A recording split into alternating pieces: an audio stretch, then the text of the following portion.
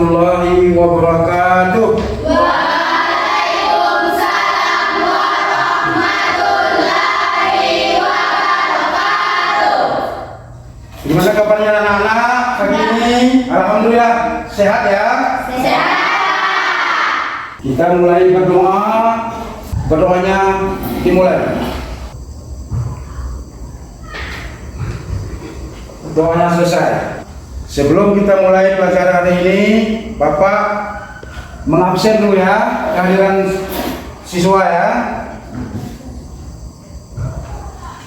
Apakah semua siswa hadir pada hari ini? Hadir. Udah, oke semua udah hadir ya. Nah, sekarang kita beraksi nyanyi ya, anak ya. Bahasa Indonesia selalu di hati. Berbahasa Indonesia sopan dan santun. Terima kasih anakku. Masihkah ingat pelajaran yang semalam minggu yang lalu, yaitu tentang pidato persuasif? Masih ingat? Masih Ingat ya. Sebelum kita masuk ke pelajaran selanjutnya, yaitu tentang cerpen, yaitu masuk kita dengan materi unsur-unsur teks cerita pendek ya. Unsur-unsur teks cerita pendek ada terbagi 4 ya, yaitu yang pertama adalah tema. Tahu tema kan? Yaitu judul ya. Judul atau yang dinamakan kop cerita ya, yang dinamakan kop cerita, yaitu judul ya. Yang kedua adalah alur. Alur itu adalah jalan dari cerita dari awal sampai akhir cerita ya. Alur itu adalah jalan. Yang ketiga adalah penokohan ya, yaitu penokohan. Apa penokohan aku? Masih ingat? Penokohan ialah tokoh dalam cerita. Misalnya ada tokoh utama, tokoh kedua atau pemeran utama, pemeran kedua, ya. Itu adalah tokoh yang dinamakan orang, ya. Selanjutnya adalah tujuannya pembelajaran yang pertama, yaitu mengidentifikasi unsur pembangun karya sastra dalam teks cerita pendek yang dibaca atau didengar. Yang kedua, menjelaskan unsur-unsur pembangunan karya sastra dengan bukti yang mendukung dari teks cerita pendek yang dibaca atau yang didengar. Menjelaskan unsur-unsurnya tadi ialah ada terbagi jadi 4. Bagus, masih ingat aku ya? Masih. Kita lanjut. Perhatikan video berikut ya. Pohon Keramat karya Yunus Ismail. Di sebelah barat kampung ada gunung yang tidak begitu besar. Disebut gunung barangkali tidak tepat karena areanya terlalu kecil. Lebih tepatnya disebut bukit. Tapi penduduk desa sejak dulu sampai sekarang menyebutnya dengan Gunung Beser. Meski areanya kecil, jangan tanya siapa saja penduduk yang pernah masuk ke dalam Gunung Beser. Mereka akan bergintik hanya mendengar keangkerannya. Mereka dari kakek nenek sampai anak-anak hafal cerita keangkeran Gunung Beser. Saat pendudukan Belanda di kampung saya, ada seorang tokoh yang melawan Belanda dan berjuang sendirian tanpa pasukan. Orang tersebut bernama Jaya Sakti. Tentu saja tokoh ini menjadi incaran Belanda untuk ditangkapkan. Jaya Sakti lari dari kampung ke Gunung Beser dan bersembunyi agar Belanda tidak menimpa kemarahannya kepada masyarakat kampungnya. Bertahun-tahun pasukan Belanda dan centeng-centeng Demang mengepung Gunung Beser. Mata air yang berada di kaki gunung mengalirkan sungai yang lumayan besar. Sebagian air itu dialirkan ke kampung untuk memenuhi bak-bak mandi. Sisanya mengairi sawah dan kolam. Selain itu, masih banyak mata air yang dipakai penduduk sebagai pancuran. Oleh karena itu, belum pernah ada berita para petani berkelahi karena berebut air. Kakek dan para petani lain juga sering mengontrol sawah pagi-pagi. Mereka bukan takut sawah kekeringan, tetapi memeriksa kalau ada urugan kecil atau lubang-lubang yang dibuat ketam, atau siapa tahu ada benang-benang yang menyeberang kolam. Biasanya pemangsa ikan itu menyisahkan kepala ikan di atas pematang. Bila hal itu terjadi, kemarahan para warga tidak akan terbendung lagi. Benang-benang itu akan diburu oleh orang sekambek. Saya beberapa kali melihat para petani berburu benang-benang atau tikus. Mereka mengasapi seluruh lubang yang ditemui. Bila ada buruannya yang keluar, orang-orang mengejar sambil berteriak. Tentu pemukul tidak ketinggalan ikut beraksi. Sekali berburu, puluhan tikus atau berang-berang bisa didapatkan. Bila panen tiba, setiap petani yang punya sawah luas akan mengadakan syukuran. Para tetangga diundang, ikan ditangkap, atau ayam disembelih. Saya selalu senang. Selain sering dibawa kakek ke tempat syukuran, saya senang dengan hari-hari di sawah. Anak-anak seluruh kampung mengalihkan tempat bermain ke sawah. Ada yang membuat bali-bali, bermain musik dengan trompet-trompet kecil dari batang padi, atau berburu burung beker. Saya pernah mengikuti seluruh permainan itu. Saya bermain dengan anak dari kelompok mana saja. Setiap orang di kampung saling mengenal, termasuk anak-anak. Bagi anak-anak, sawah adalah tempat yang paling memberikan kenangan. Kami mandi sore di pancuran sawah. Setiap sore, kecuali Jumat, anak-anak belajar mengaji di masjid. Kakek awalnya mengajar, tapi akhirnya diteruskan oleh Kang Hasim. Saya menjadi anak emas apabila Kang Hasim mengajar. Selain dari Kang Hasim, saya belajar mengaji dari kakek. Bagi saya, mengaji bukan hal baru. Sebelum sekolah, setiap malam kakek mengajar saya. Maka, pelajaran yang diberikan Kang Hasim kepada anak-anak lain sering merupakan hal yang sudah saya hafal sebetulnya. Pulang dari mengontrol sawah, saya diajak kakek jalan-jalan ke pasar yang buka seminggu sekali. Kakek membeli berbagai keperluan sehari-hari, dan saya selalu punya jajanan enak. Kalau tidak kue serabi, saya memilih kue pukis. Para pedagang itu memberikan sebungkus besar kue sebelum saya membeli. Saya merasa waktu itu kakek adalah orang yang dihormati oleh penduduk kampung. Siapapun akan mengauk hormat apabila bertemu kakek. Di sawah, saat mengontrol air, kakek menjadi tempat bertanya apabila ada masalah. Dan kakek adalah orang yang memutuskan apakah tikus atau berang-berang yang mulai rusak itu harus diburu atau tidak. Sering kakek juga diminta mengobati orang-orang yang sakit, apalagi bila sakit itu karena makhluk halus yang main-main.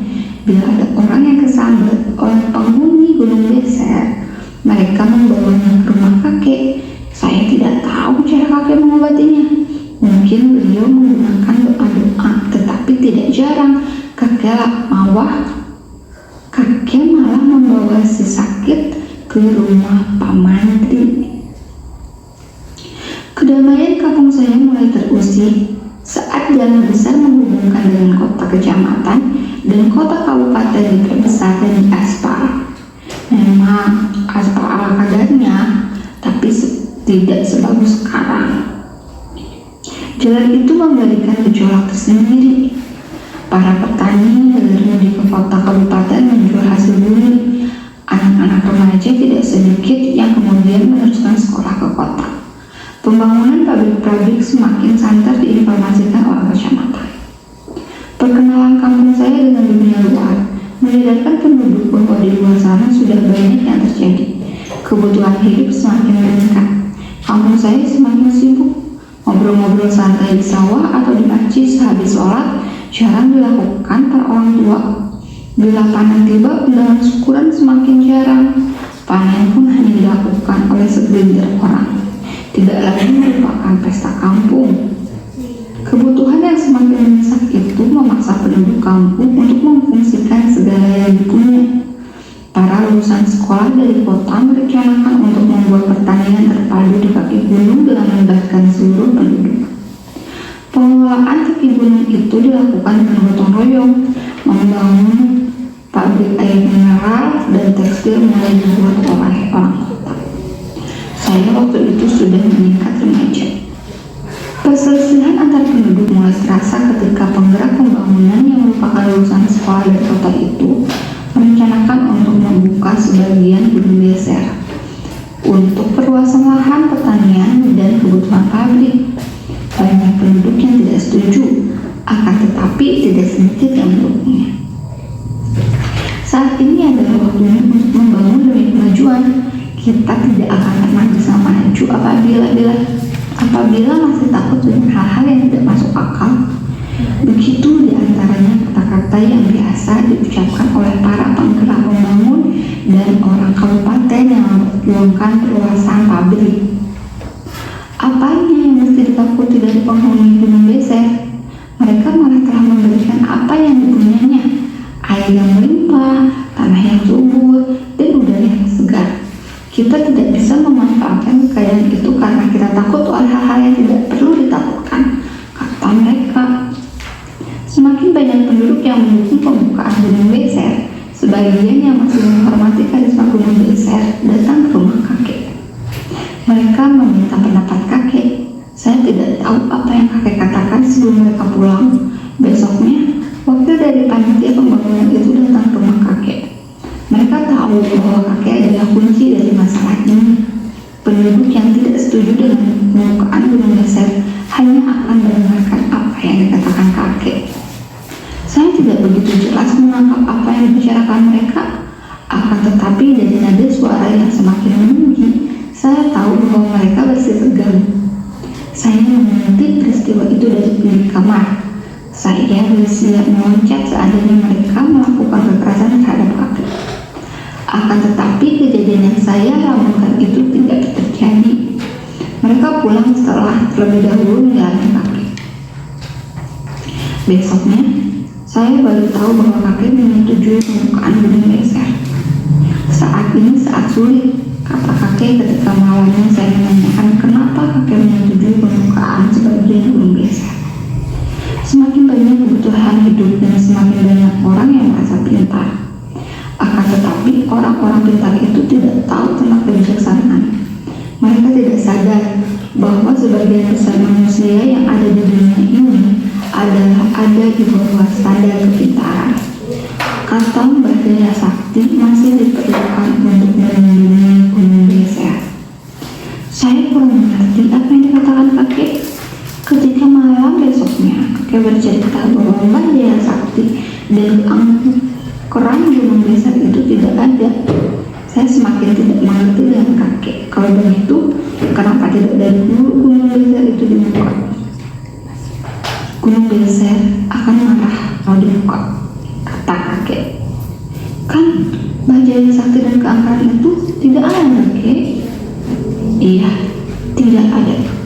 Tapi gunung geser tetap akan marah apabila dibuka. Kenapa kakek menyetujui? Mereka berjanji akan membuka sampai ke batasan kaki gunung saja. Pembukaan kaki gunung geser itu akan dilakukan dengan bergotong royong, bantuan tenaga dan dana besar dari pihak pabrik disambut masyarakat. Kejadian yang semakin langka itu ditandai dengan syukuran kampung yang dipimpin oleh Pak Bupati yang sengaja datang. Tidak ada kejadian-kejadian aneh selama pembukaan gunung kaki. Tanaman pun tumbuh subur karena tanahnya subur dan airnya melimpah. Rumah-rumah dibangun karena pabrik-pabrik membutuhkan banyak pekerja yang sebagian besar didatangkan dari daerah lain. Para penggerak pembangunan itu mendapat pujian dari hampir seluruh penduduk kampung. mereka dibicarakan di setiap pertemuan resmi dan tidak resmi. Kakek meninggal tidak lama kemudian. Kematian kakek tidak mendatangkan perhatian yang besar dari penduduk. Saya sedikit cemburu kepada penggerak pembangun yang sudah mencuri perhatian penduduk dari kakek itu. Kecemburuan itu bisa diredam karena saya sudah masuk sekolah menengah, mengagumi juga apa yang mereka lakukan. Keberhasilan pertanian dan pabrik itu memberi kemewahan bagi kampung saya. Sarana-sarana umum dibangun, banyak rumah memiliki pesawat televisi, semakin banyak anak-anak yang meneruskan sekolah di kota. Udah, tadi videonya aku ya. Jadi udah bisa kalian mengidentifikasinya permasalahan di cerita tersebut ya. Siapa pemerannya, apa judulnya, apa kegiatan di video tadi kan udah bisa kalian mengidentifikasi ya, menganalisis ya apa sedang diceritakan oleh video tadi. Udah ya. Ngertiin aku ya. Jadi sekarang kalian bisa berbagi 4 kelompok. Misalnya kelompok 1 misalnya mangga, ya, kelompok 2 manggis, atau kelompok 3 apalagi durian misalnya. Itu terserah sama kalian ya. Yang penting cantumkan nama kelompok dan peserta kelompok ya. Dan aku ya. Nah, bisa putar apa itu terus kursinya. Berbalik arahkan aja. Ini kita diskusi kelompok ya. Bapak bagi ya lembarnya.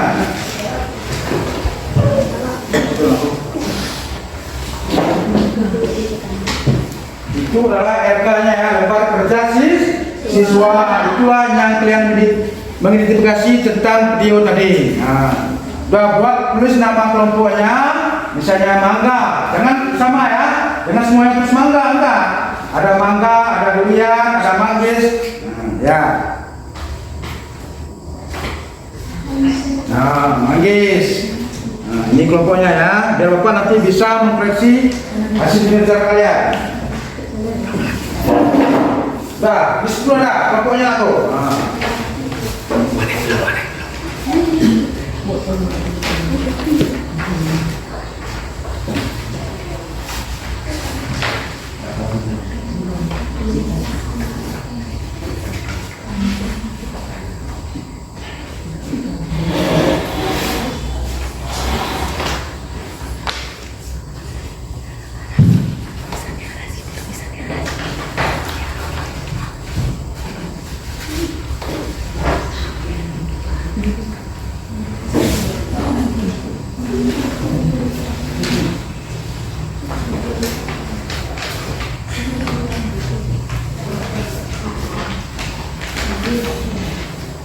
Tulis dulu nama kelompoknya dulu.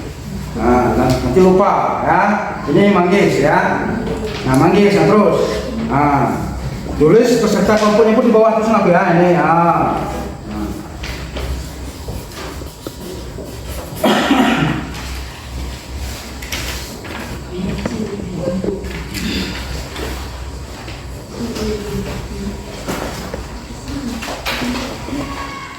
Ya, tulis dulu. Ya, apa nama kelompoknya? Misalnya nih, jeruk terus di atas tuh.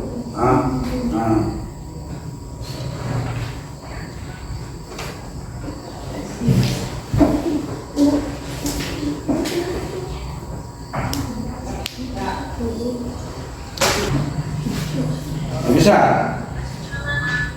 Ya.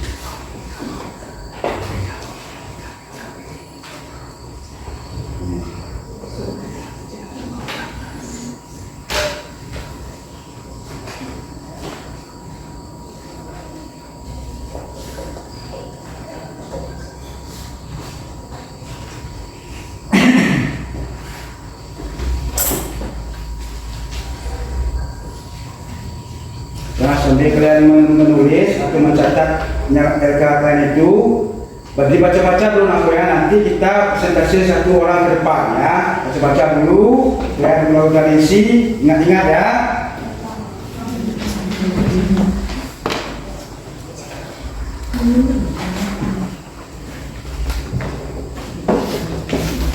Udah diulang-ulang lah ya, dikoreksi ulang dulu lagi. Nah, nanti apa ada kesalahannya bisa kita perbaiki. Dan nama kelompoknya jangan lupa.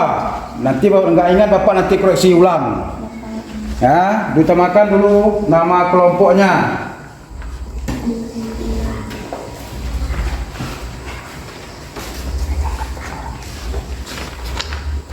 Coba aku bapak koreksi dulu ya. Kertasnya, RK-nya dulu. Nah. Ya.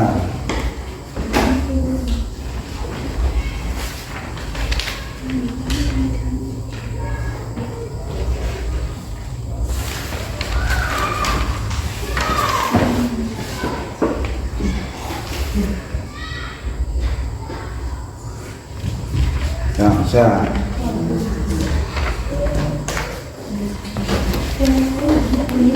Ini udah. Nah.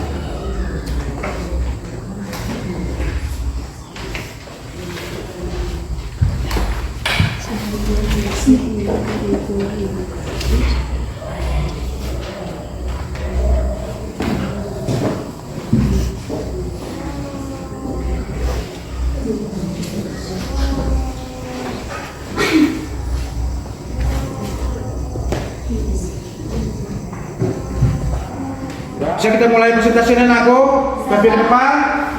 Nah, ya, kita mulai ya.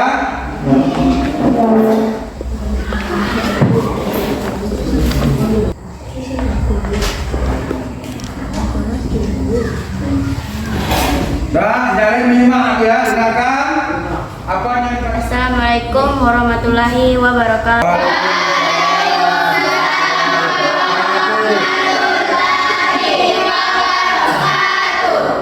Hasil kami di kerja kerja kelompok di kelompok nanas. Nah, udah terus. Nah. B. Kompetensi dasar 35 mengendalikan unsur pembangunan karya sastra. Yang kamu apa kata dia aja, aku yang kamu catat. Nah, nggak usah dari situ. Ah, mantap.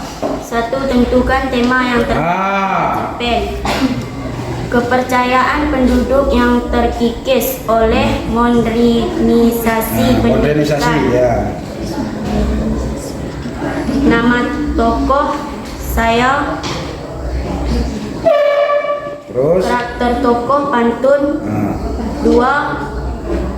Banjang Sakti. Karakter tokoh Bisperkarni. Dah, dengar dulu ya.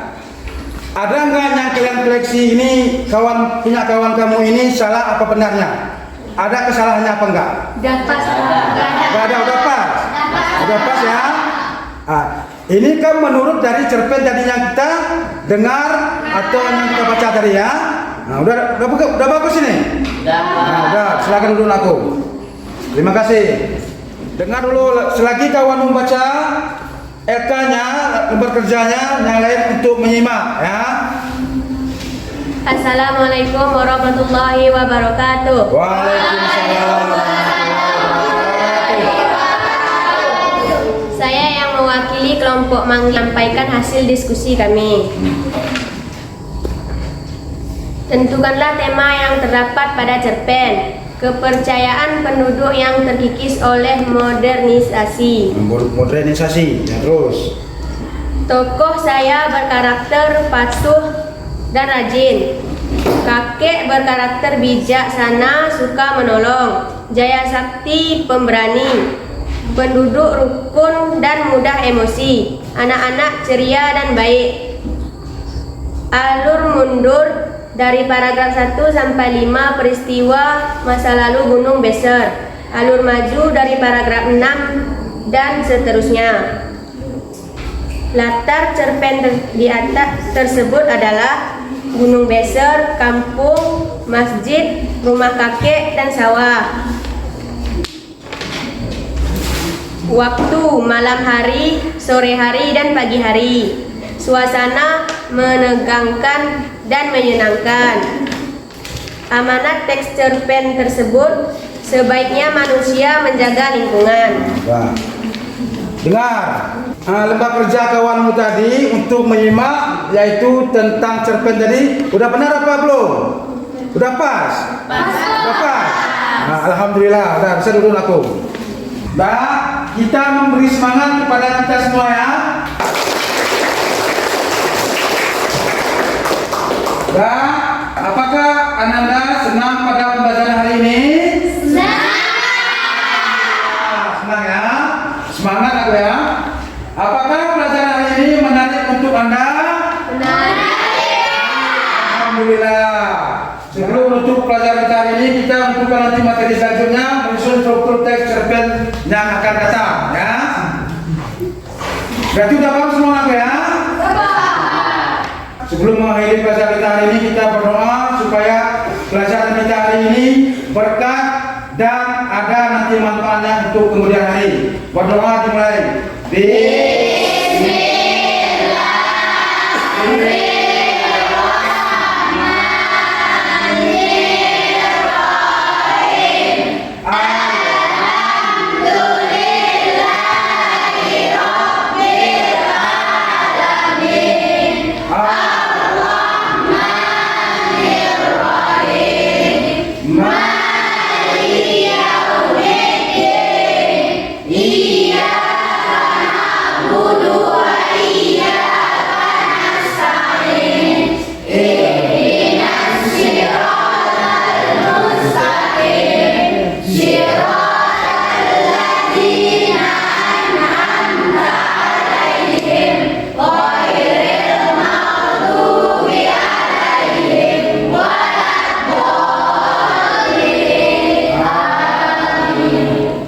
Nah, bisa keluar. Ya.